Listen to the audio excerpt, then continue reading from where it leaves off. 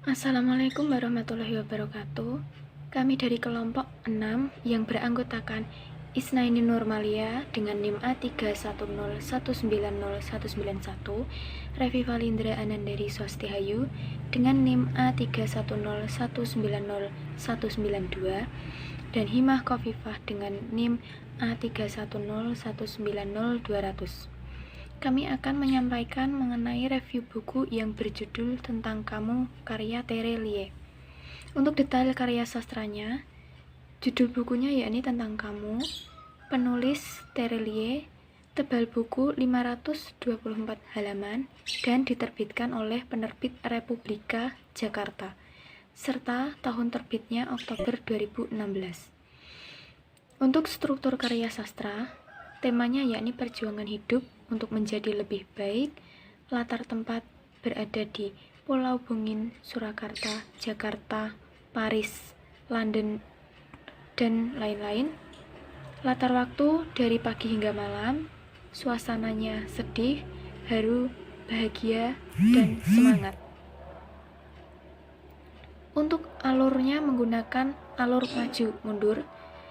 Alur maju ketika dalam peran zaman dan alur mundur ketika mengisahkan Sri Ningsih. Sudut pandang yang dipakai dalam karya ini yakni orang ketiga serba tahu. Tere Lie merupakan seorang penulis terkenal di Indonesia.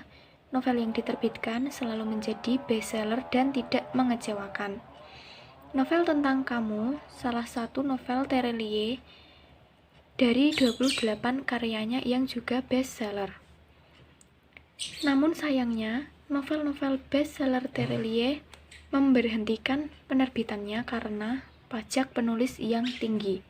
Tetapi bagi penikmat tulisan-tulisan Tere Lie bisa mendapatkannya melalui buku digital. Novel Tentang Kamu menceritakan seorang pengacara asal Indonesia yang bekerja di Thomson & Co. bernama Zaman, yang kemudian mendapatkan tugas untuk mencari ahli waris dari seorang perempuan bernama Sri Ningsih yang memiliki jumlah warisan yang sangat banyak.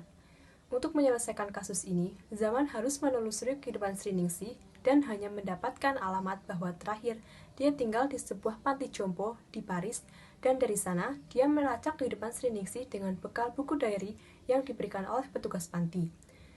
Untuk mendapatkan pewaris sah dari Sri Ningsih, Zaman harus mencari tahu kehidupannya dari awal Sri Ningsih lahir sampai meninggal dunia. Zaman juga harus pergi ke beberapa tempat karena kehidupan Sri Ningsih yang berpindah-pindah. Dari perjalanan inilah, banyak pelajaran yang bisa kita ambil dari kisah yang dialami Sri Ningsih. Untuk menjadi seorang Sri Ningsih yang begitu luar biasa, dia harus melewati kehidupan yang penuh dengan kesedihan, pengorbanan, keikhlasan, pengkhianatan, kesabaran, kerja keras, dan juga memaafkan, menerima semua kejadian dengan tanpa dendam sedikit pun.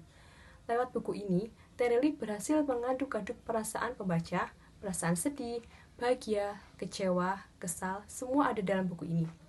Buku ini juga mengajarkan kita untuk tidak putus asa dan juga kesabaran lewat sosok seorang Sri Ningsih. Bagaimana Sri Ningsih bisa memaafkan seseorang yang telah mengkhianati tanpa ada dendam sedikit pun dalam perasaannya, dan memilih untuk memeluk semua kejadian tersebut untuk kedamaian hidupnya.